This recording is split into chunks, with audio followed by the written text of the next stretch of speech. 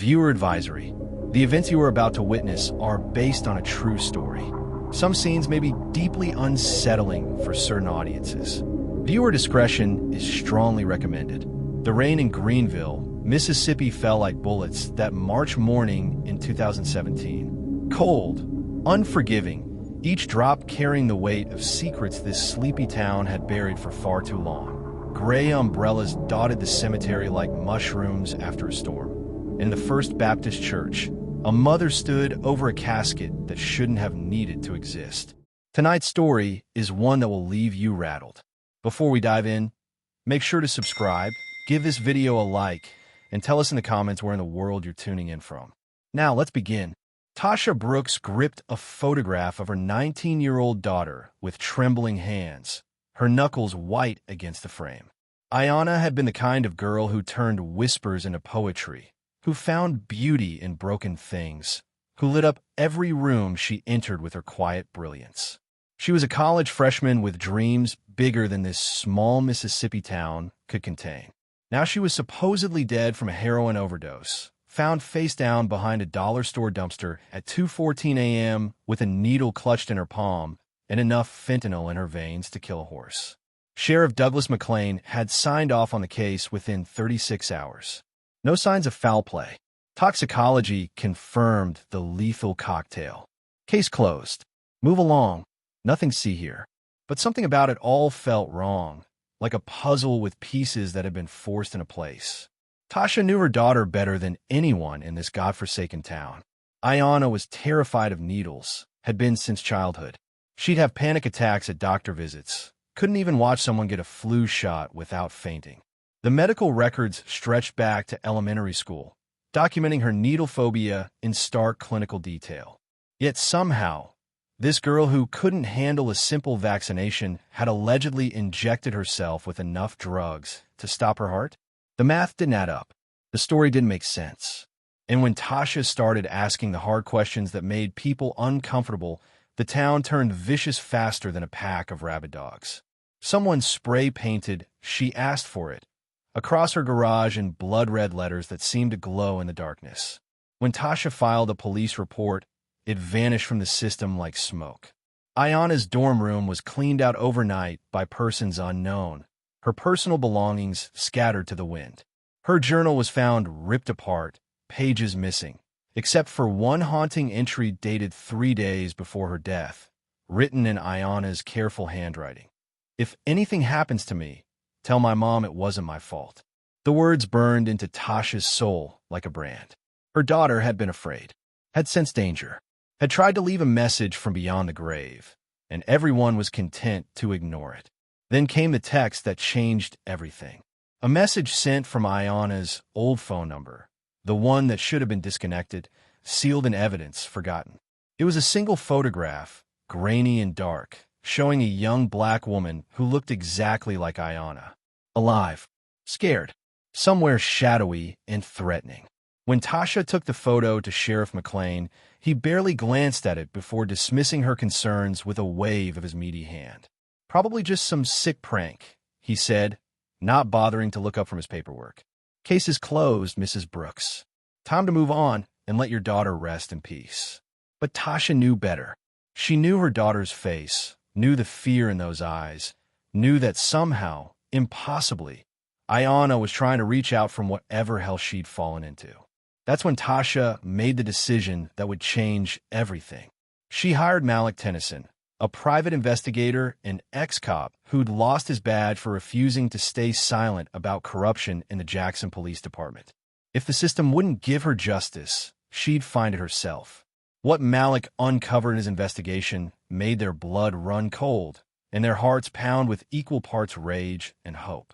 Ayanna had filed a Title IX sexual assault complaint against Trey Mason, star quarterback, golden boy, and son of Judge Raymond Mason, the same judge who'd signed off on Ayanna's toxicology report without question.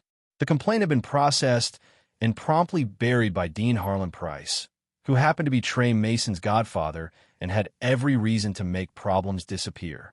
The web of corruption ran deeper than they'd imagined. Security footage from the night Ayanna died showed a convenient 6-hour gap, A complete blackout from midnight to 6 a.m., exactly the window when she'd allegedly overdosed and been discovered. Equipment malfunction, they claimed. Technical difficulties. Just another coincidence in a case full of them. When Malik started getting too close to the truth, asking the wrong people the right questions, his car was broken into. His laptop stolen, his notebooks gone, his flash drives wiped clean. Someone was watching, someone was scared, and someone had the power to make evidence disappear like morning mist. But Malik had been a cop long enough to know how to protect his work. He'd made copies, hidden files, scattered the evidence like seeds in fertile ground. And when Tasha wouldn't stop asking questions about her daughter's death, they tried a different approach. They came after her directly. The charges were harassment and criminal trespassing. They claimed she'd stalked students, disrupted campus life, refused to accept her daughter's death with proper grief and dignity.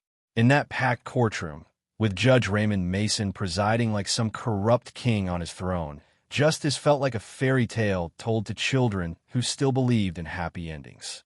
Trey Mason sat in the back row throughout the proceedings, wearing a satisfied smile that made Tasha's skin crawl.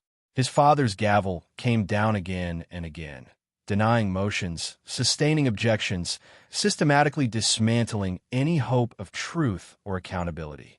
But on October 14th, during Tasha's sentencing hearing, something impossible happened. Something that would shatter the lies and expose the rot at the heart of it all. The courtroom doors opened with a squeal of hinges that cut through the murmured conversations like a knife. A woman walked in, moving slowly, carefully, like someone learning to trust their legs again.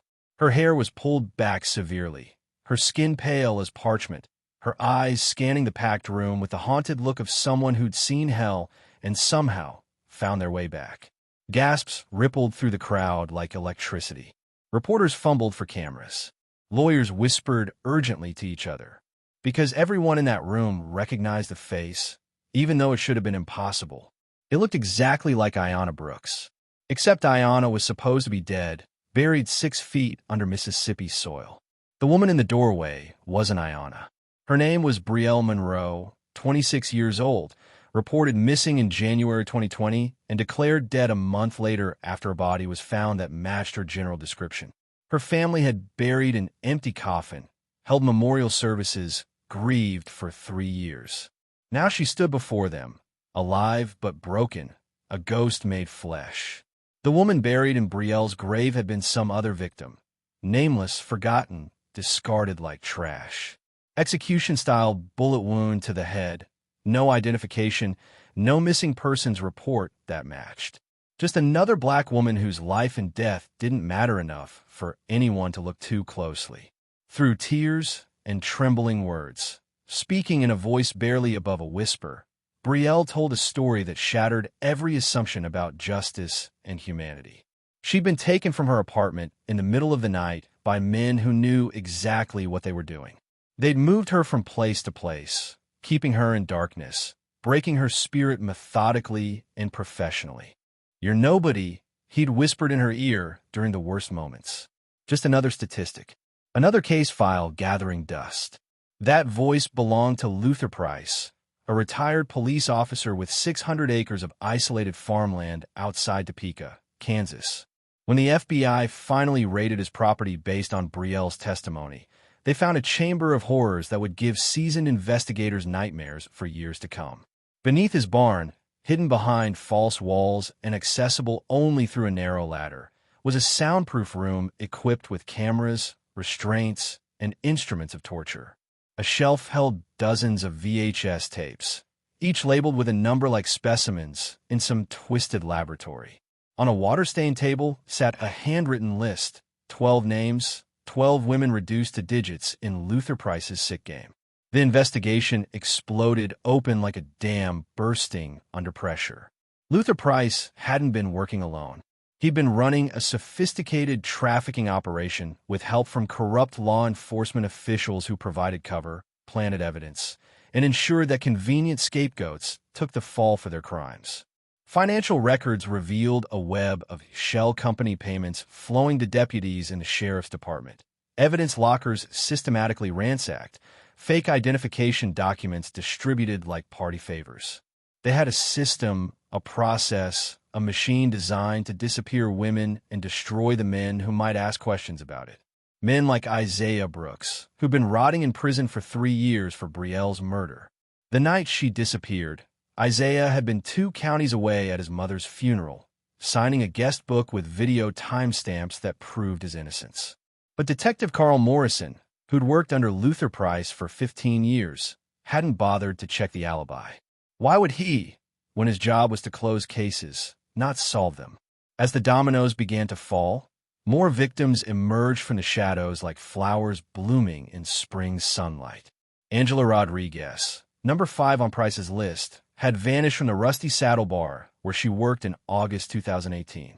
No one had filed a missing persons report. Not her employers, not the police, not even her family, who'd been told she'd simply moved on to greener pastures.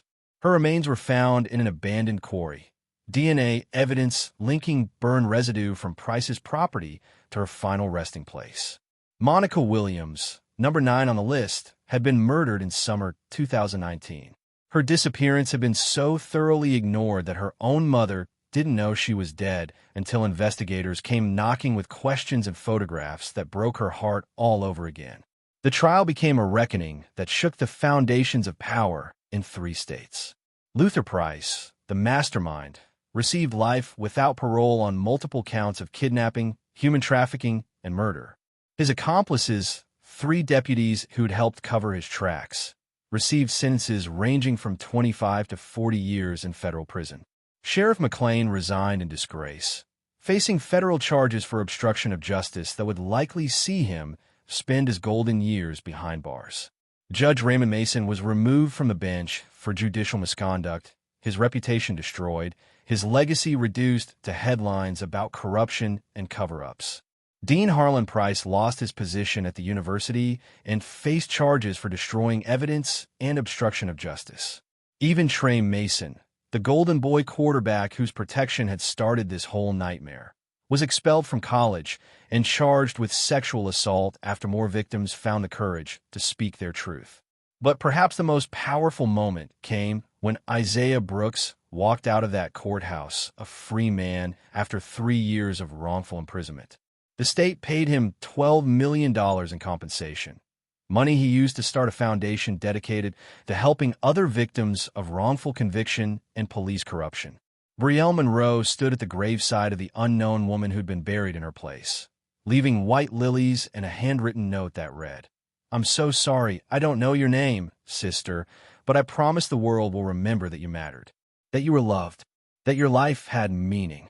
Through her courage to speak truth to power, to face her tormentors in court and demand justice, 12 families finally got the answers they'd been denied. 12 women got their names back from the darkness. Justice wasn't just served, it was delivered with the force of a sledgehammer to a system that had failed them all. The girl who came back from the dead didn't just survive her ordeal. She made sure that no one else would disappear into the darkness and be forgotten, that no mother would have to stand alone in the rain wondering what happened to her child. In the end, truth proved stronger than corruption, love more powerful than hate, and the voice of one brave woman louder than all the lies that had tried to silence her. Thanks for watching. Let me know what you think in the comments section below.